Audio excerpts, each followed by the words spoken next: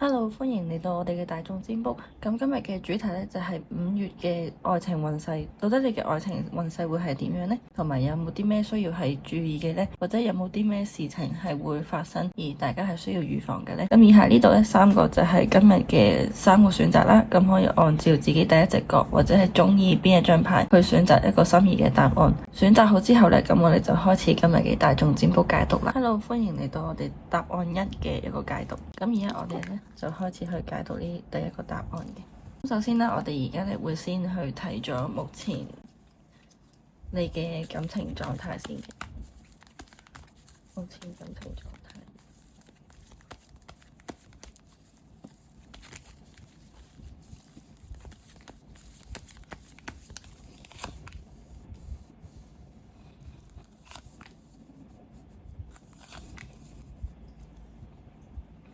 咁首先呢，會睇到目前你嘅感情狀態啦。其實喺而家嘅情況啦，會見到你自己對於感情上，無論你係單身啦、有伴侶啦，定係暗戀咧，都係可以去聽呢個答案嘅。係啦，咁目前你而家嘅狀態咧，其實對於感情上面咧，你有試圖去將自己改變成為一個可以打入去群體嘅一個狀態嘅。你會想得到愛情生活啦，或者係想有拖拍啦，甚至係想伴侶可以中意自己多啲，而選擇去改變咗自己嘅生活方式，或者係你嘅外貌。所以咧，最近嘅你咧，或者目前嘅狀態咧，其實失去咗原本自己嘅光彩，或者係失去咗原本自己擁有嘅一啲魅力，令到整體嘅狀態咧，其實係會有一個令到自己唔係咁開心嘅感覺啦，亦都覺得喺運勢上面咧會有一定嘅停滯嘅，因為你唔係按照緊你原本嘅狀態或者人生去進行，而係你去迎合咗人哋，所以變相咧導致到而家你嘅感情狀態咧係有下降嘅跡象嘅。同時啦，你自己喺感情上面咧都越嚟越覺得自己係一個好寂寞嘅現象，即係無論單身又好，有伴侶都好啦，你都會覺得自己好寂寞啦，或者身邊冇人可以理解到你嘅感受。你早排嘅狀態啦，我會覺得你係都幾享受 me time 咧，或者幾享受自己一個人嘅。但係去到最近嘅狀態咧，可能你會開始意識到自己而家呢個 moment 開始有孤獨嘅感覺，所以導致到而家嘅你咧，其實你都會想可能黐對方多啲啦，或者係想揾一個人去同自己拍拖啦，或者係陪伴自己一段時間嘅。不過有啲不幸嘅就係而家你嘅狀態咧，原本你係好有吸引力㗎，但係當你為咗人哋去改變咗自己嘅狀態之後咧，你所有嘅美好嘅能量咧，原本你擁有嘅創意性啦，或者係你嘅魅力啦，甚至可能人哋會覺得你係一個適應力好強嘅一個人嚟嘅，但係變咗迎合咗人哋嘅想法之後咧，你變咗冇咗自己嘅光彩，甚至係你唔識得點樣再去製造自己嘅一啲魅力點喺度。所以咧，目前嘅狀態咧喺感情上面咧，除咗比較孤獨之外咧，身邊嘅人咧都未係好揾到你嘅優點啦，或者未係好欣賞到你嘅魅力，所以感情方面咧個進展會比較慢嘅喺目前嘅狀態。咁之後咧，我哋再去睇下目前你單身、暗戀或者係一個有伴侶嘅狀態下面啦，嚟緊呢一個月嘅一個運勢會係點樣嘅？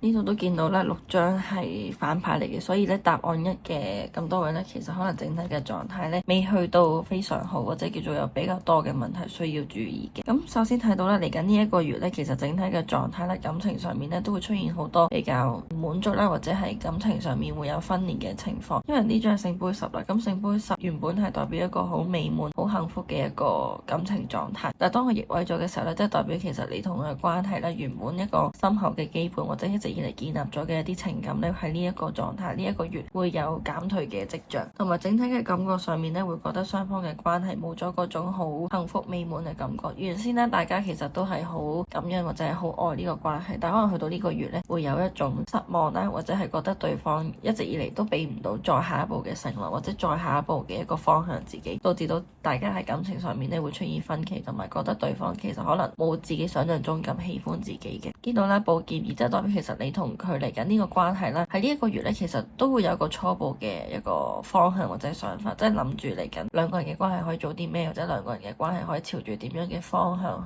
去處理。係啦，所以5月份咧對你同佢嘅關係嚟講咧，都會發生比較大嘅變動啦，同埋可能情緒上面咧會有比較多負面嘅情況嘅，所以都係比較需要有注意嘅地方。咁呢度就係話適用於有伴侶嘅情況啦。咁如果單身係點樣呢？咁如果單身嘅話咧，即係代表你目前嘅狀態，其實你自己都覺得感感情上面你可能有想認識嘅人，或者喺感情上面你都係有憧憬嘅地方嘅，係啦。咁所以咧喺呢個狀態其實都係講緊你可能同一啲好熟嘅一啲人，或者係一啲好關係上比較好嘅人咧，有一定嘅發展或者係傾偈。但係呢啲人嘅出現咧，其實都唔係好滿足到你，導致到咧你自己都可能會下定決心嚟緊呢個月嘅感情走向會繼續真係諗住想拍拖啊，定係話都係 keep 住單身，再換一換，再睇下點樣嘅一個情況嘅。咁之後咧，我哋再去睇下嚟緊呢一個月有冇啲咩係需要注意嘅，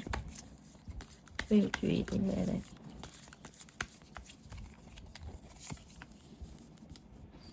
咁呢度咧聖杯二啦，咁呢個聖杯二咧其實係講緊嚟緊呢一個月啦，要注意嘅一個地方就係話曖昧嘅情況啦，靈魂嘅連結啦，會有比較多出現斷開嘅情況。所以喺而家呢個狀態咧，其實喺感情上面呢一個月，其實答案一嘅大家啦，都唔係好建議大家會維持喺一個極度需要曖昧或者係一種情趣嘅感覺而去維繫關係嘅一個狀態。即係例如我當你單身嘅時候啦，呢個月如果真係想靠曖昧去維持關係而冇進展嘅話咧，可能就未必如你所想咁樣咁順利，甚至可能會有好多停滯嘅情況。咁同樣啦，有伴侶或者係有暗戀嘅人嘅話咧，咁呢個月嘅曖昧嘅狀態都會比較少。所以咧，如果真係想同呢個人關係上有進一步咧，就要主動多少少，同埋真係要認真去諗下點樣去發展個關係，或者係重新去審視一下自己嘅狀態先。因為呢個月能夠曖昧嘅機會好少，所以導致到咧你哋可能會有好多患得患失嘅感覺啦，或者係有好多各種不安嘅情況。所以曖昧喺呢個月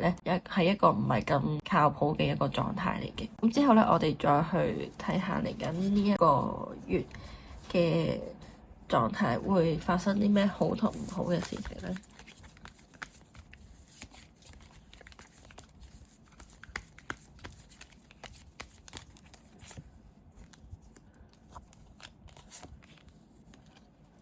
咁呢度咧就係去睇嚟緊呢一個月，大家喺關係上面有機會發生好同唔好嘅事情係啲咩嘅？咁喺目前嘅狀態嚟講咧，會睇到其實如果會發生好嘅事情的話咧，咁可能對方咧嚟緊呢一個月咧，其實對你嘅一種關懷或者係對你一啲嘅發展咧，稍為會叫做平穩一啲。即係可能呢個月雖然話冇乜曖昧感或者叫做冇乜關係上面嘅提升啦，但係呢個月咧都係比較穩紮穩打嘅，即係你能夠平安穩定咁樣去建立關係。咁對方都唔會話突然間出現斷聯啊，甚至係離開啊咁樣嘅情況嘅。只不過可能你原先同佢可能喺4月份嘅時候呢個感情狀態都有啲如火如荼嘅，所以呢個月會有下降嘅感覺。但係呢一個下降呢，其實都係一個叫做想你同佢可以穩定係一個平穩嘅狀態嘅啫，係一個適應期嚟嘅，所以都唔需要太擔心。亦都係印證咗就係話目前嚟講呢，你同佢嘅關係都會進入一個比較安穩嘅狀態，但係就要學識點樣去接受新鮮感或者係熱情嘅感覺會有減退嘅一個情況，係要慢慢去習慣同接受嘅。咁之後咧，比較唔好嘅事情啦，咁一比較唔好嘅事情就係話咧，可能對方喺而家嘅狀態，你同佢嘅關係上面咧，多嘅事情，好多嘅一啲接觸，可能都建基於同時間或者利益上面有關，係啦，因為呢個月可能佢都比較 focus 喺自己嘅工作上面啦，或者一啲對自己有益嘅事情上面啦。因為呢個月曖昧嘅連結比較少，所以比較少出現一種情況就係對方為咗愛或者為咗掛住你而揾呢種情況。如果真係想約對方見得多啲面呢，咁一定係要同對方嘅利益有關。例如就係話你有啲嘢想俾佢，或者想請佢食餐飯，甚至可能話係你有啲嘢係一定要佢先做到嘅，所以一定要約到佢出嚟，即係你哋嘅一個相處狀態先可以更加去穩固落嚟。咁如果唔係的話呢，咁呢個月個見面嘅機會可能會比較少，同埋都可能會有個心理準備，就係你可能會覺得係而家呢個關係，你覺得對方好似因為某啲嘢先至見你，而唔係真係真心想見你，會有呢個情況。但對方係咪真係一直以來都咁樣諗呢？唔係嘅，只係單純話呢個月佢嗰個得失感會比較強，所以佢需要為好多嘅行為去揾一個原因，先至會願意去做嘅。咁之後呢，我哋最後呢就抽一張建議牌啦，去睇下呢一個月天使卡會有冇啲咩建議係俾到大家嘅。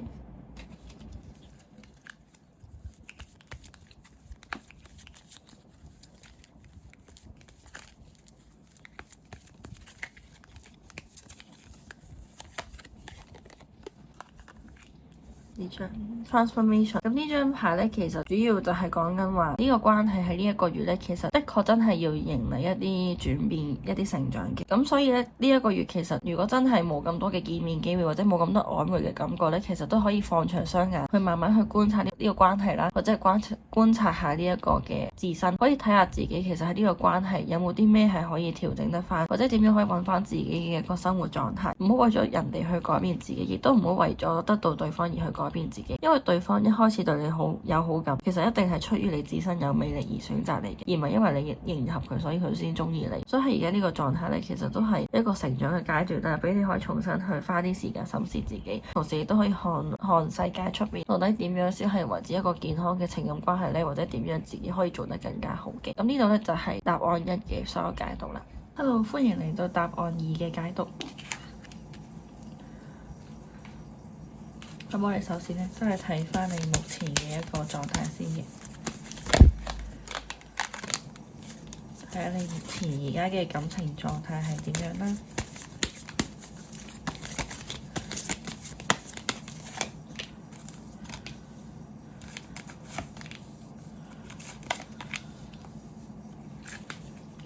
咁首先呢度咧，其實就會睇到。呢度藍色嘅呢度牌比較多啦，即係其實水元素嘅牌比較多嘅。咁中間呢一張咧就係寶劍牌嚟嘅。咁目前嘅狀態咧，其實都會睇到咧，你喺感情方面啦，其實可能都會有比較多嘅一個情緒咧，係會想收埋喺心入邊比較多嘅。同埋你自己對於感情上面咧，雖然有啲時候咧都會想為對方做一啲嘢啦，或者係單身嘅時候都會想去展現下自己感情上面嘅魅力啦，或者係想俾人哋知道自己其實都係有好多想拍拖嘅心思嘅。但係可能基於而家呢個狀態咧，其實自己對於感情其實都有啲刻板印象，或者係有啲好緊死嘅一啲舉動，即係例如話我自己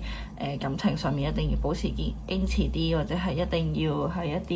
啲日久生情嘅感情先可以拍拖嘅。咁呢啲嘅限制性咧，咁都會令到你喺感情方面咧嗰個行動力會減低咗啦。就算有心咧，都未必真係話好妥善，或者係好有一個行動力，好想而家就去推動一個感情關係出嚟，所以對於感情上面咧就未有太多嘅進展啦，或者係變化嘅。見到啦，呢度雖然係有張分享嘅一個性質喺度啦，但係你見到呢個主動係冇喺度嘅，同埋都會基於係有固執嘅可能性啦。所以喺感情方面咧就會比較多嘅限制啦，同埋你自己咧都會有好多覺得自己喺感情上面唔應該咁主動，或者係為人哋做咁多嘢嘅一個心態嘅喺而家呢個狀態。咁之後咧，我哋再去睇嚟緊呢咁我哋再去睇咧嚟緊呢個5月嘅一個感情狀態係點樣啦。咁單身啦、有伴侶或者係暗戀嘅狀態咧，都係可以去睇嘅。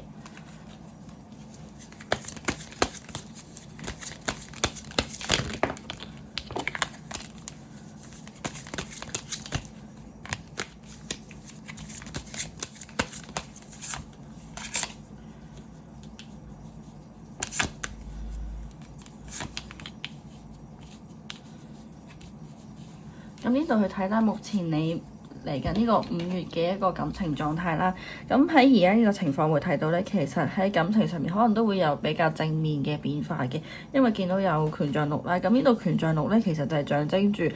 身邊嘅人都會對你有更加多嘅讚賞啦，或者都覺得你終於成功啦，好等你開心嘅一種感覺。如果係單身或者係本身有伴侶嘅話咧，都可能有機會係身邊嘅人咧好贊同你而家嘅狀態，亦都覺得你終於得到自己想要嘅嘢啦，亦都好捧起你啦，亦都好多嘅美好嘅聲音喺你身邊嘅，所以都係個唔錯嘅狀態啦。咁同埋就係都會多咗一個感覺，就係話喺嚟緊嘅呢個5月份咧，其實你都會期望自己可以有思考長遠嘅一個狀態，所以單身嘅你咧都有機會遇到合適嘅對象啦，令到你唔想再單身落去，想有一個長遠關係嘅考量啦。咁如果有伴侶嘅話咧，都係代表你同而家呢個心儀嘅對象咧，其實都係有諗住繼續長遠，或者係諗緊之後嗰個方向點樣走嘅一個情況嘅。不過就有張牌反轉咗啦，咁呢張就係錢幣皇后啦。咁呢度咧都係講緊話雙方嘅關係啦，雖然係有進一步嘅提升啦，或者感情上面有更加深厚嘅基本喺度啦，但係大家咧可能對於對方去付出幾多嘢啊，或者係一啲感情上面相處你應該做到幾多嘢嘅一種衡量咧，會有減退嘅跡象嘅，即係可能會為對方冇咁多嘅自我嘅犧牲或者付出啦，或者係會限制自己嘅付出啦，唔想再對對方咁多麻木嘅一個付出喺度嘅，咁所以可能喺自身心態上面會有變化啦。但係整體嚟講咧，身邊嘅人都會覺得你呢個選擇你都係一個好嘅選擇嚟嘅。咁我哋呢度咧之後再嚟睇下嚟緊呢個5月份啦，我哋需要注意嘅地方或者係有啲咩建議係可以俾到大家嘅。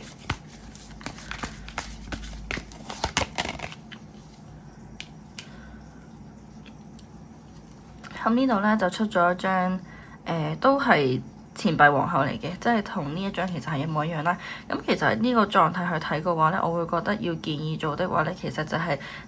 你諗緊嗰樣點樣去收放自己嘅付出啦，或者係點樣可以令到對方可以珍惜自己嘅呢一個狀態要注意。咁如果話單身嘅話，即係代表其實你自己可能都會覺得自己對於感情上面嘅付出啦，或者係分享欲咧有啲太強啊，所以會有想收掣嘅一個感覺，同埋都可能會覺得自己其實都想成為一個被照顧方多過照顧人哋嘅嗰一方嘅，所以可能呢個位置咧，其實都要注意你係去要適當去把控啦，或者係如果你真係都想收掣嘅咧，其實都係要去稍為去控制一下嘅，又唔好話原本係付出100%你就收復得返10%，其實呢個太大嘅轉變呢，其實都會影響咗兩個人嘅關係咧，或者對方嘅想法嘅，所以要去調整自己嘅付出呢，其實都係慢慢嚟會比較好啦，盡量就唔好話一開始就收晒，或者係陰晴不定，一時今日又付出好多，一時又唔付出咁樣，盡量去維持一個穩定啲嘅狀態呢，咁先係調整兩個人關係嘅情況，而唔係話單方面咁樣去。咁之後呢，我哋再去睇嚟緊會發生嘅一啲好同埋唔好嘅問題嘅。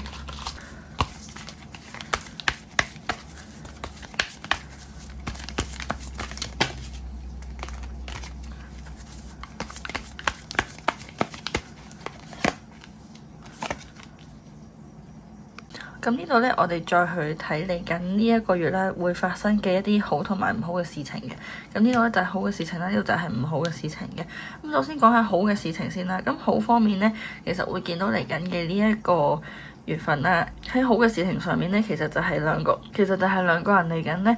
都會想朝住長遠嘅方向去前進嘅，即係呢個長遠嘅方向呢，其實都係一個情況，就係兩個人嘅關係啦，想有多啲嘅成長啦，或者都想有多啲成熟嘅關係發展嘅。咁即使話將來大家話想往成熟嘅方向發展，會有一啲唔係咁好嘅感受啊，或者可能係整體會有一啲分歧出現啦，因為兩者要成熟嘅成長都係免不上一定會有啲爭執，或者係有一啲討論嘅空間嘅。但係整體嚟講呢，大家都係想兩個人嘅關係變得更加好，而去出現呢啲爭執嘅啫，所以其實整體嚟講呢，我覺得大家嘅意向都係好嘅。不過呢度呢，就會出一張權杖2啦，但係會有倒翻轉嘅跡象咧，即係代表其實呢唔好嘅位就係咧呢個嘅爭論啦，或者呢一個討論呢，其實可能涉及嘅一個問題就係話兩個人傾完之後，雖然都係有諗住變得更加成熟啦，但係傾完嗰個狀態呢，其實會有後退嘅情況，即係呢個討論啦，或者叫做兩個人想諗點樣更加長遠嘅呢一個過程呢，其實都有機會導致到兩個人嘅關係呢係有下退嘅跡象，或者係仲未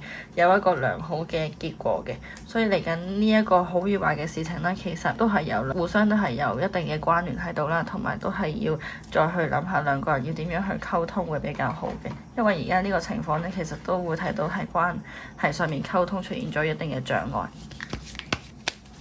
咁我哋最後咧再去睇下我哋再去睇下會有一個點樣嘅建議可以再俾到大家嘅。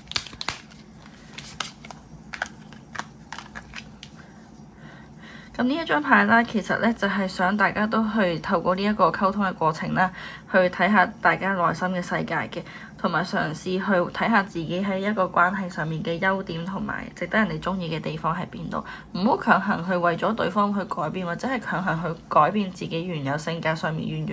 願意付出嘅一個狀態啦，或者係原本自己喜歡做嘅嘢。因為喺而家呢個狀態去睇嘅話咧，其實你刻意去改變或者限制自己咧，其實一嚟啦令到自己唔開心，二嚟就係都會令到對方會有唔係咁好嘅感受嘅。所以嚟緊嘅狀態上面咧，都會覺得兩者咧其實係可以嘗試去平衡啦，或者互相去調節嗰個付出嘅狀態嘅，就唔使話一定要100去到0咁極端啦，或者係一個完全淨係等對方付出等收穫嘅一個狀態。因為始終感情上面每個人嘅一個命格，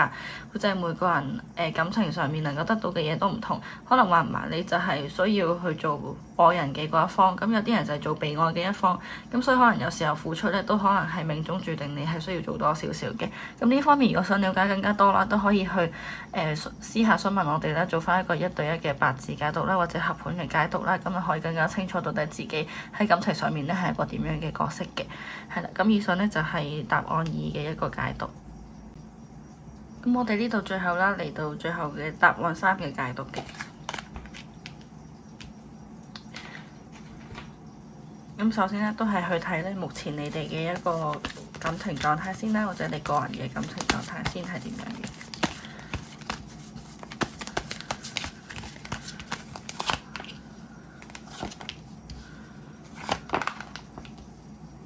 咁目前嚟睇咧，其實喺感情狀態上面啦，你自己咧對感情咧可能都有失去咗希望嘅一個狀態。可能你對於感情上面啦，一嚟你覺得對方其實自信，或者係佢嗰個人魅力未足夠，或者你覺得對方其實都係一個未係好照顧到你嘅人啦。咁我會睇到咧，暫時如果真係收聽答案3嘅人啦，都會係女性比較多啦，同埋可能有機會咧有同性戀嘅狀態嘅話咧，咁有機會對方咧都係以雙方為女性嘅能量比較多，因為呢度都見到咧係缺乏咗一個男性嘅能量喺度，所以其實整體嘅狀態嚟講咧，我會覺得雙方嘅關係咧，其實主要失去希望啦，或者係兩者唔能夠話相處得好好，其實都係出自於話冇咗嗰種自信啦，冇咗嗰種陽氣比較重嘅一個能量喺度，所以導致到呢兩個人關係會出現好多不安嘅情況啦，缺乏自信同埋經常都患得患失嘅狀態。咁同時咧就係覺得喺關係上面咧，應該自己其實係可以及時止損啦，會比較好。令到自己關係咧唔好再沉淪落去，同埋呢度都出咗張啦。其實雖然呢張牌咧就係話逆轉咗啦，先係講係小三牌嘅跡象啦，聖杯3。但其實如果喺而家呢個 situation 嚟講咧，其實目前你過去嘅狀態咧，其實都係講緊你哋已經係長期都處於多人嘅關係之中啦。即係可能你會好掛住出去玩啊，或者係掛住同其他人去發展關係啦，而去忽略咗對方嘅感受嘅。雖然未去到真係出軌，但係都會見到你哋嘅重心啦，或者係你哋感情上面嘅方向啦，都會側重咗係同其他人去付出多啲嘅能量比較多嘅喺而家呢個情況，所以4月嘅狀態咧都係有一個比較唔係咁好嘅跡象喺度。咁之後咧，我哋再去睇啦，嚟緊呢個月份啦，大家單身啦、有伴侶或者係曖昧嘅情況咧，運勢係點樣嘅？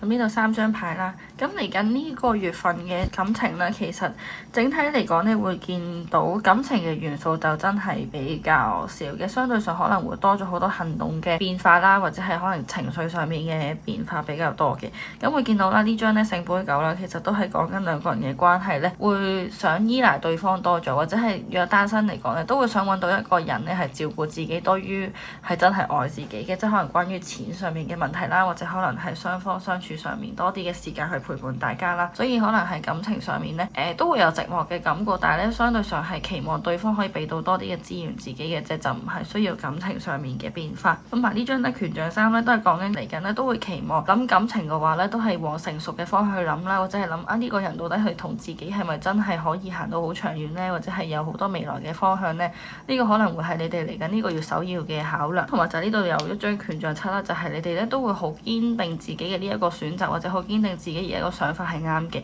咁從而咧再去接受嚟緊人哋對你嘅抨擊啦，或者挑戰嘅。因為可能目前嘅狀況嚟睇咧，如果要接受呢啲挑戰，咁係咩挑戰呢？咁有機會就係人哋唔同意你而家嘅決定啦，或者係唔同意你自己而家對感情嘅一個價值觀、一個想法。所以嚟緊嚟講咧，都會有好多唔同嘅變化啦，或者好多唔同嘅人咧去同你有一啲比較認真或者深入嘅對話嘅。咁之後咧，我哋再去睇下咧嚟緊呢個月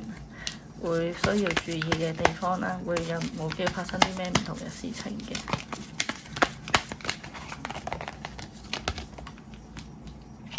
咁呢度咧出咗一張隱士牌啦，咁呢個隱士牌逆位咧，其實真係代表嚟緊會即將面對嘅問題啦，或者建議上面啦，其實都係期望你哋咧係可以去嘗試去諗下，就係感情上面你哋嗰個感覺係咪真係要去到咁需要人哋陪伴呢？或者係咁需要人哋去付出一個咁大嘅精神去照顧你呢？因為喺而家呢個狀態去睇嘅話啦，其實隱士牌咧就係你哋真係覺得自己明明係可以兩個人相處得好地地，或者單身嘅情況都係好地地嘅，但係就突然間 feel 到一種好寂寞難耐嘅感覺，覺得自己喺感情上面點都要揾啲人陪伴下自己，或者係都想揾一個人去過渡下，所以導致到咧你哋會對於感情會有種好執着嘅感覺啦，或者好急住而家會想有多啲嘅變化。但係咁樣咧，其實整體嚟講對感情都唔係一個咁好嘅一個取向嚟嘅，所以喺呢個位置都係要注意。咁之後咧，我哋再嚟睇就係嚟緊喺呢個感情上面會發生啲咩好同埋唔好嘅事情嘅。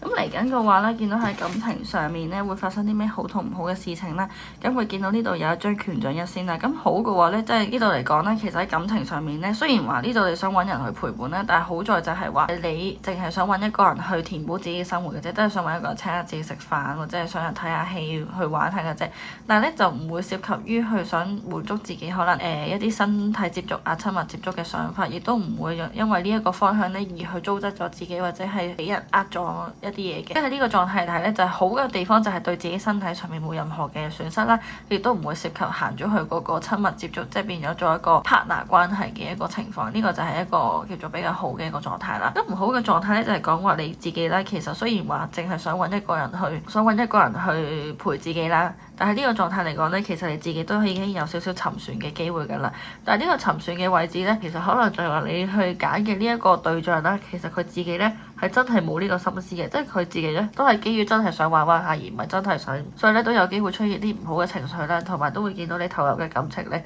會有啲過分多咗嘅。咁我哋最後咧再嚟呢度睇下啦，喺呢個感情上面一個建議啦，或者係有啲咩需要大家去注意嘅。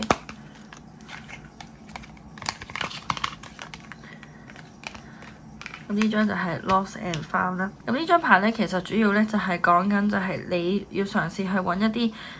原本失去咗嘅嘢，或者係嘗試去尋找一個人生你原本唔見咗嘅一啲嘢，揾翻一個初心。咁呢度都有機會係講緊就係話咧呢一個選擇嘅大家啦，其實大家喺關係上面原本都係好憧憬一個好完美啦，或者係好單純嘅愛情生活嘅，但係基於就係呢個月有一個寂寞難耐嘅感覺，所以大家咧都會好執着啦，或者係好想去做一啲嘅改變啦，或者係做一啲想令到自己開心嘅狀態，但係咧又唔覺意自己有沉船嘅跡象。所以有機會咧喺而家呢個狀態嚟講，都會覺得大家應該重新去審視一下自己喺感情上面到底係追求緊啲咩，或者而家呢一個想法到底係咪真係適合自己嘅。咁呢度以上咧就係答案3嘅解讀啦。咁如果之後有咩需要或者係想做翻一個1對1嘅占卜咧，都